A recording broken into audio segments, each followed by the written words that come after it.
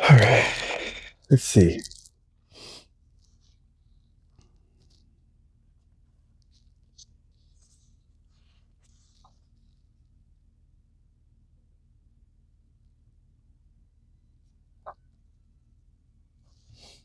I don't even know what today is.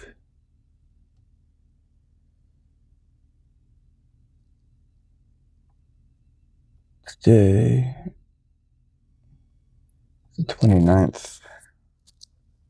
The effective truth. For the great majority of mankind are satisfied with appearances as though they were realities. More Niccolo Machiavelli. Machiavelli calls this the effective truth, and it is the most brilliant concept in my opinion. It works like this. People will almost say anything, justify their actions to give them a moral or something. I think I already read this. Oh, this is the 28th. I'm a day behind. Nothing personal. Oh, there's no quote for this one. A lot of people in life have terrible problems dealing with politics, with disassociating their emotions from the work world or the realm of power. They take everything personally. I myself had a terrible problem working in offices, working in Hollywood, working in journalism, and so on. I'm a bit naive, and a lot of other people are too. And basically, what happens in these situations is because nobody trains you for these things, you get emotional. You take what people say or do personally. The moment you get wrapped up in the emotions of it, you're done.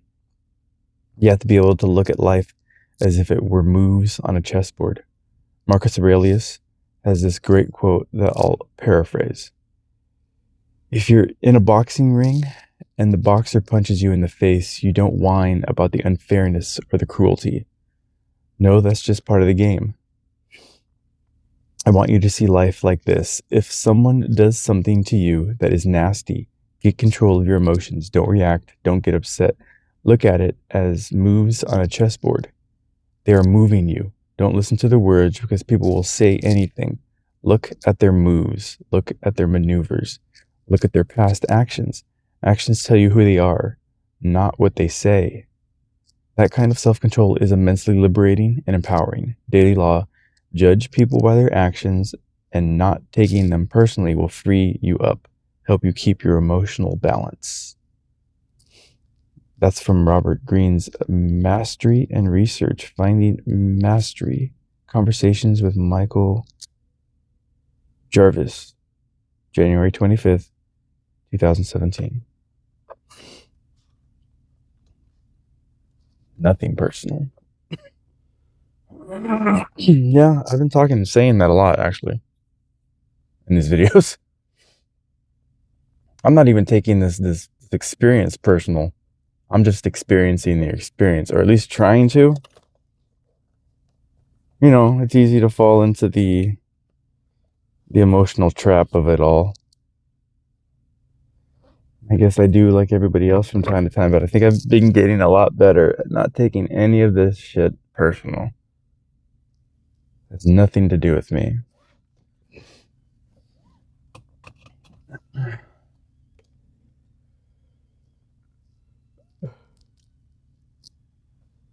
That's why I want everybody glued to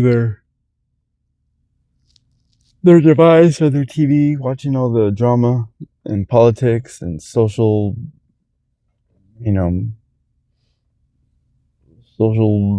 upheaval. I want everybody embroiled in that, so you can collapse yourself down to an emotional mess. No, thank you. All right, looks like we're warmed up and ready to go. Ooh.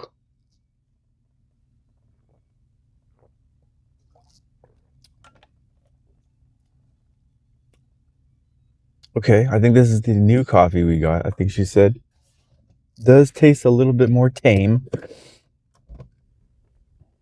but I'm sure it'll do the trick.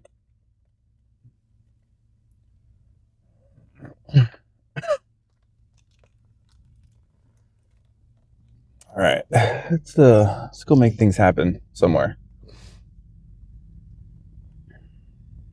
Open the gate. Open sesame. A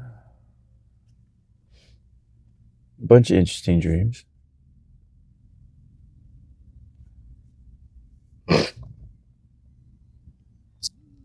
Look both ways.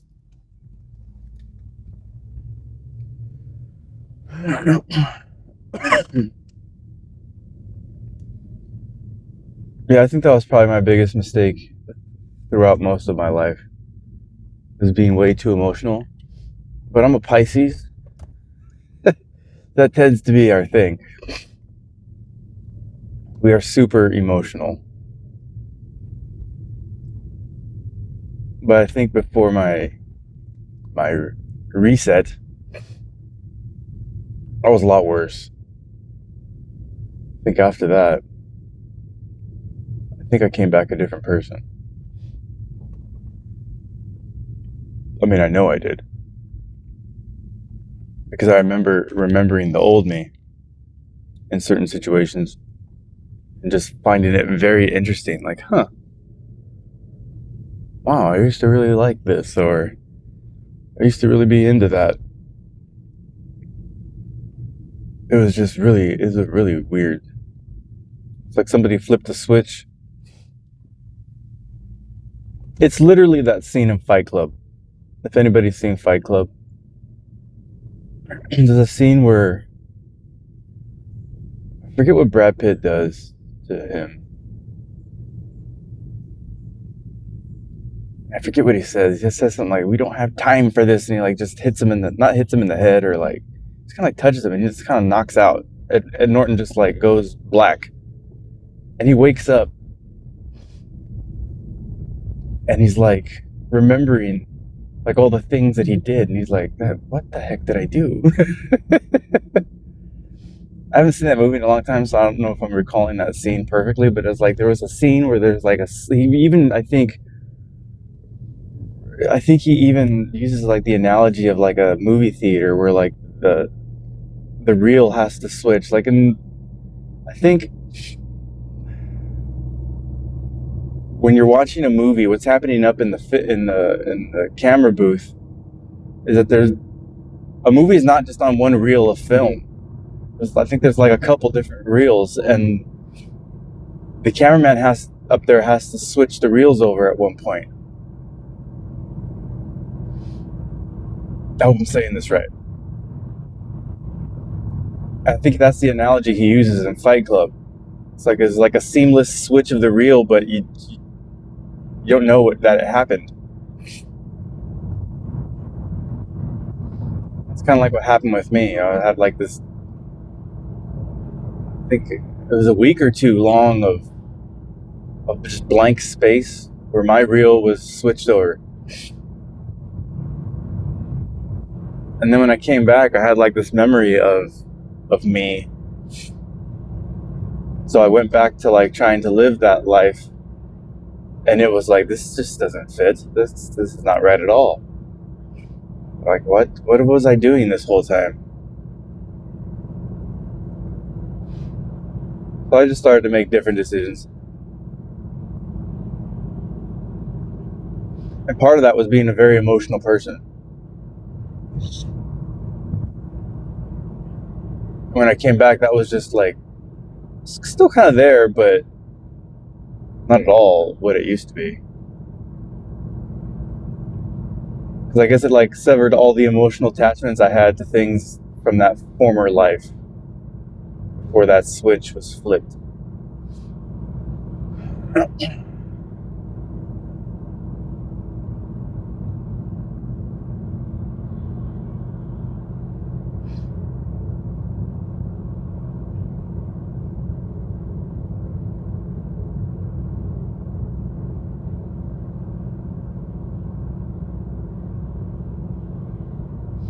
Yeah, I used to watch that movie a lot. Fight Club.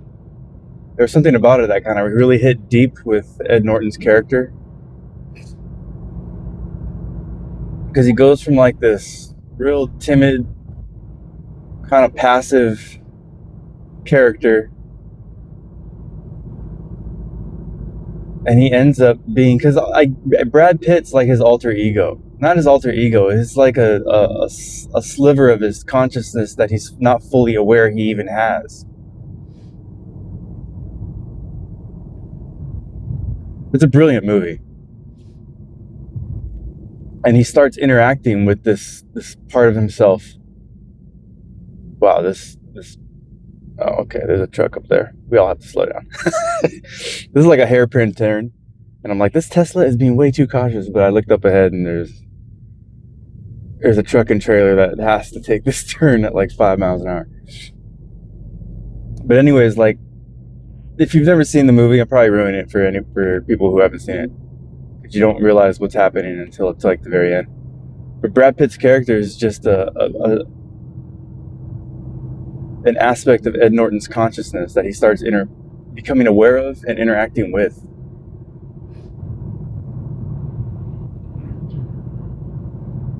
And the Brad Pitt character is way more assertive. He's way more confident.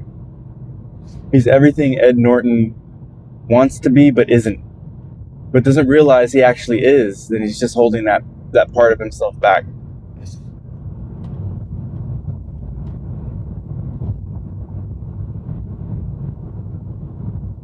And there's like a cool part of it, because then he becomes entwined in this group of people that start doing all this crazy shit. They call it Project Mayhem. And they're like just doing kind of all this like activist, kind of extreme activist stuff, like releasing animals from test laboratories and all kinds of wild stuff. And there's like the weird flashback moments where, like, what he thought he remembered as Brad Pitt leading the group, it's like really him. The whole movie ends up them with like demoing these buildings that come straight down to the ground.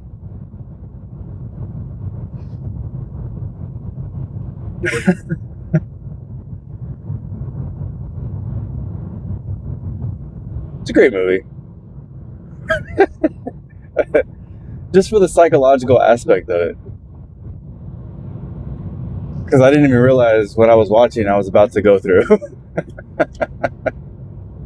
It was like a spoiler alert for, alright, buckle up because you're about to experience this.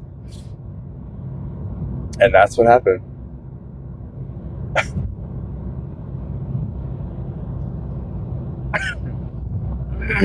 Except I didn't demo a building.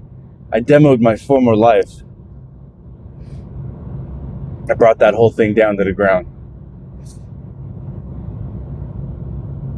Which is what needed to happen for this new life to emerge. Which I am thoroughly enjoying.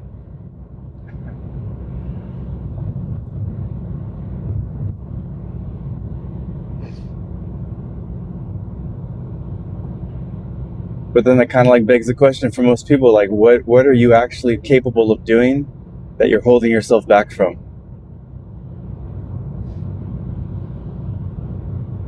I gotta get that movie back, to be honest. That's a really, really, really good movie. I put it like easily top 5 movies.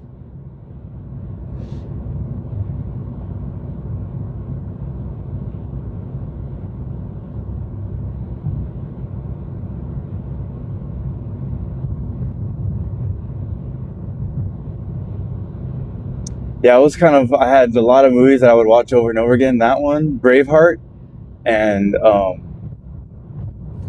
what is that movie? Oh man, it's a good one.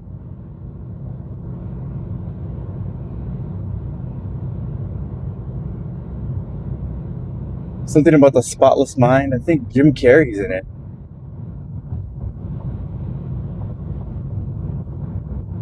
That one's deep too, because he wants to erase certain parts of his memory. See, all these things I used to watch ended up happening to me. This is crazy, now that I think about it.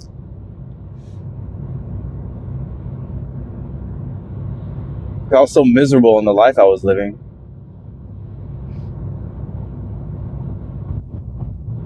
That was the worst part.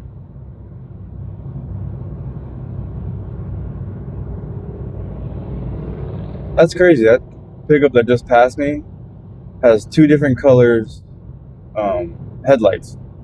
One of them was like yellow, like the older kind of headlight, and then the other one was like that nice crystal blue white light, like the newer cars have. It's an older pickup. I don't know why he would do that.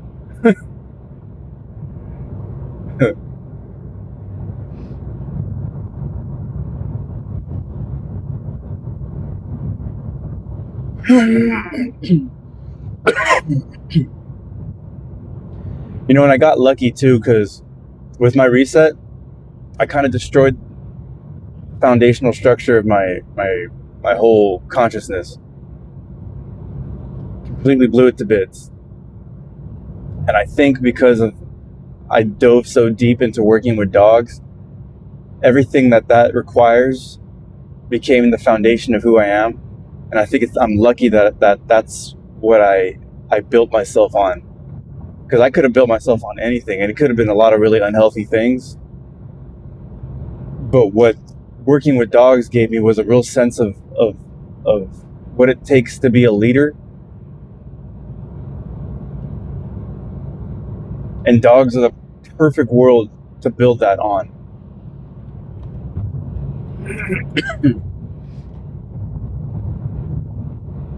And I owe a lot of that to my woman, because she helped kind of direct me in that way, down that road.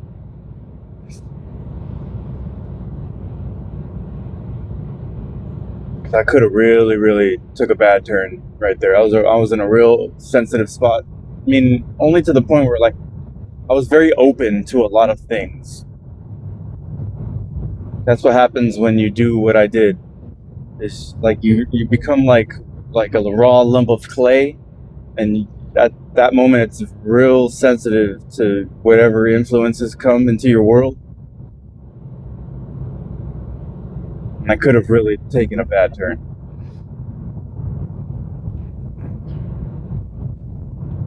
So I thank God that. Well, I guess I don't know. I guess a lot of it I can put on myself too, because there was something about my woman that affected me deeply when I first met her.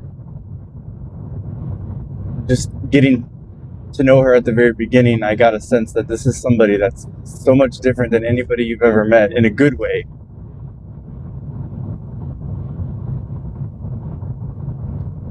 And I think something just inside was like, this is somebody you need in your life. Obviously, the physical attraction was there. That's the easy part. But once we kind of started talking, I get a sense of like, okay, this is a different type of person. This isn't like the rest of them.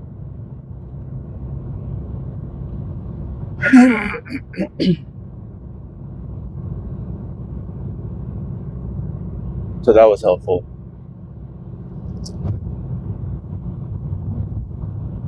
I pretty much threw myself at her.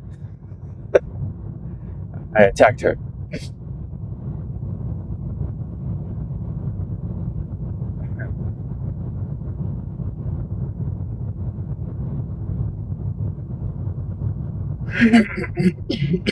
Excuse me.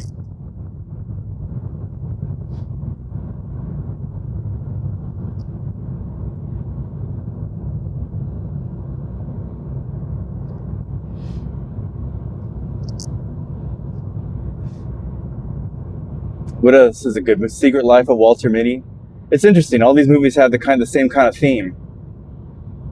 It's kind of like the hero's journey. The person that starts out at the beginning of the story is not how they are at the end.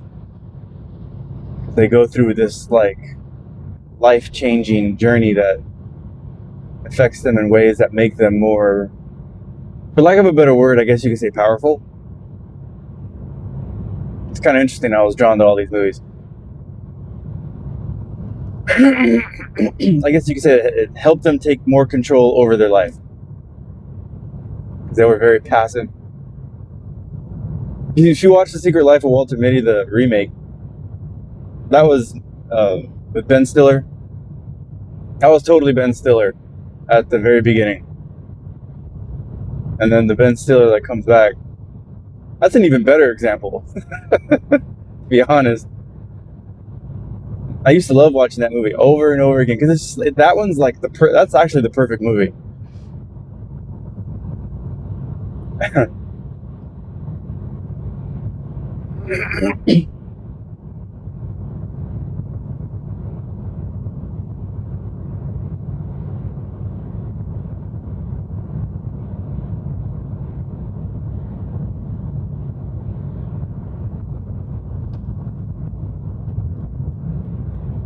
That's definitely in my. That's what it is. Eternal Sunshine of the Spotless Mind. So there's that one. Fight Club, Braveheart, Secret Life of Walter Mitty. What else? Round out my top 5. If I had to throw a fifth one in there. Let's see. And these are movies I can watch over and over and over again. Probably like Forrest Gump. That's a good one. My woman's gonna laugh when she hears that.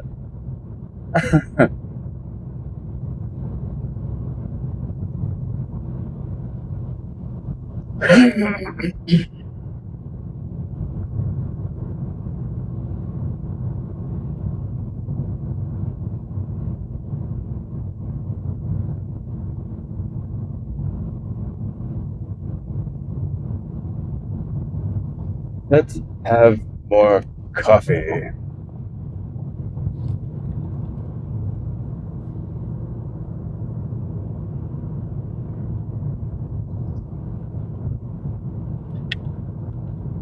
I've been doing a lot better on my caffeine consumption, that's for sure. It's coffee only. No more energy drinks because I don't trust them.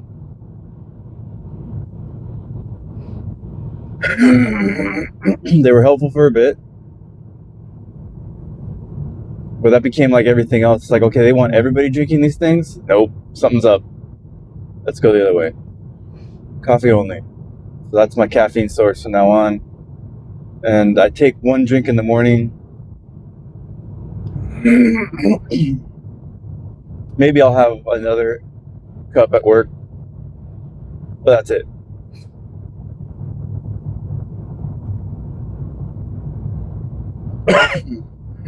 Excuse me.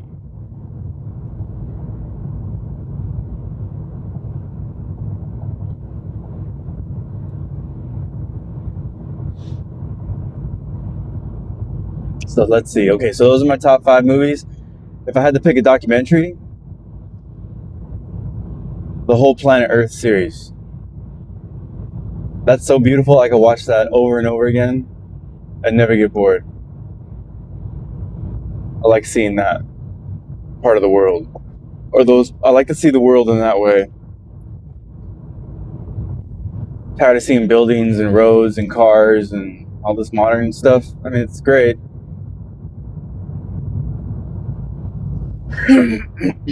The good 10 hours of my day is spent inside a clean room at a manufacturing facility, so it's like I'm tired of seeing all this modernness. I crave seeing the natural world. So that's why I like Planet Earth.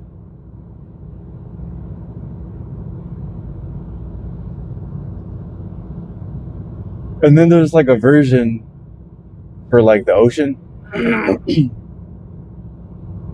there's an episode of Planet Earth that deals with the ocean, but I think there's a whole series on it too, because there's so much to cover.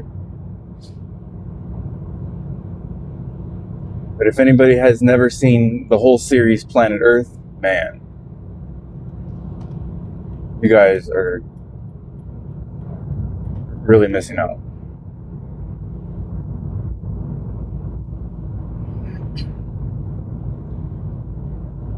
That's what kind of helped. That used to help balance my mind out. I get all wrapped up in my tinfoil hat world, which kind of uncovers the underbelly of what's going on in the world. I know a lot of people like to dismiss it, but At this point, if you're not paying attention to what the tinfoil hat world's saying, you're just willfully ignorant to the world.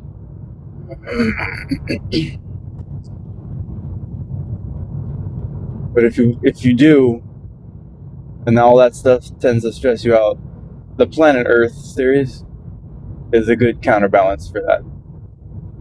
Because that really reminds you, like, everything really is okay. The world's fine. The humans may be screwing it up in their little world, but the rest of the world's fine.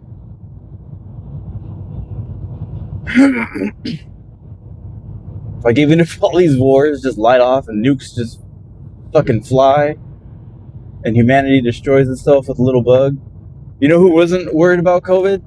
The animals. The rest of the animals were not worried about COVID.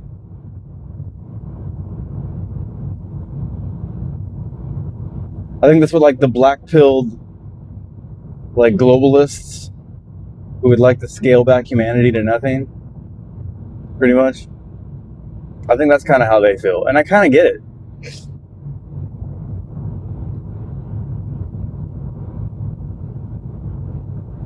But the problem is, like, they're thinking like that. That's just you being too hyper-focused on what the humans are doing, on the ugly things that the humans are doing, or like the chaotic mess that the humans are creating. And that's another thing I always say. It's like, it's too easy to see that stuff. Like, for instance, this whole ride to work, I've barely been paying attention to any cars that are around me. All I know is there's been nobody in front of me this whole time. My lane's been completely clear, and there's been cars around me, but I'm not really paying attention to them because they're not coming into my lane. So none of them are really catching my attention.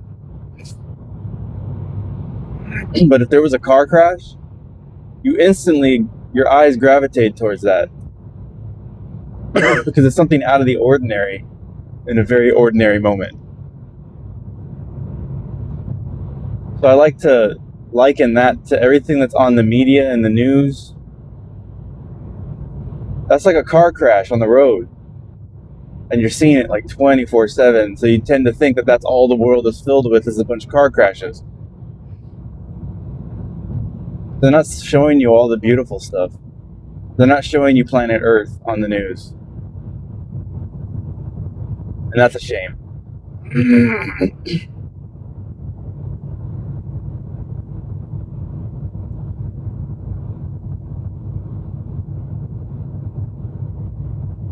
There's a whole speech in that movie Network, the old movie called Network, where this guy, he's a network anchor on a news station, I believe. And he comes to he has like a crisis of consciousness where he like has an awakening. It's kind of like they kind of remade that movie with Jim Carrey. Where he has to tell the truth. I forget what that movie was called. Liar, Liar, I think it was called. I think his son wishes that like he could only tell the truth or something like that, and it comes true, and he has to tell everybody, no matter what he said, no matter what's asked of him, or no matter what comes out of his mouth, it's the unadulterated truth. Well, there's a scene in that movie Network that's kind of like that.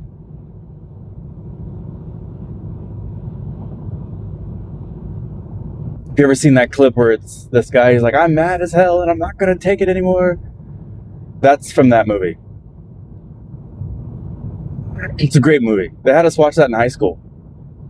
It's another one I was like, why are they having us watch this? This is kind of weird. Makes sense now.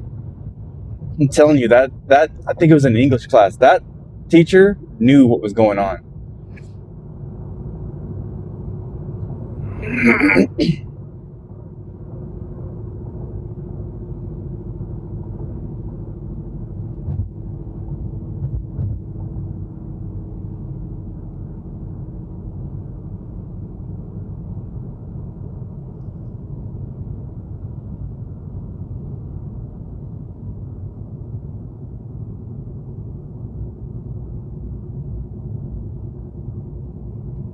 I think I heard somebody say, or it might have been in a movie too, though. Once you have this kind of like an awakening to what's really going on, if you, for some, and I might be one of them, it can become a terrible burden on your soul. Because like I know a lot of people have this awakening, like they have this knowledge, but it doesn't hit them deep enough to where they become like me. I became like an animal activist. Like I started doing. And a lot of people don't get to the point where they're actually out there doing. Like they know about this stuff and they don't do anything about it. I did. Like big time. Like I lived the activist life. I was about it.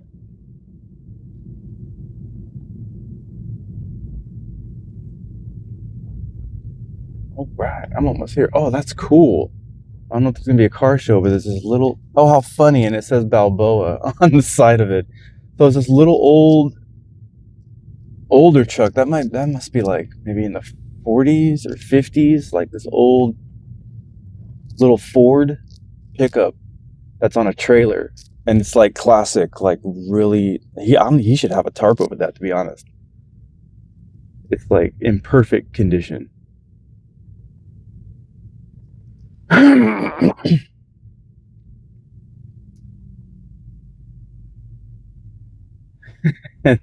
and the side of it says Balboa on the door. That's the street that my childhood home is on, and my parents' house is on right now, Balboa Boulevard. That's hilarious. Of all the things for it to say. This is my life.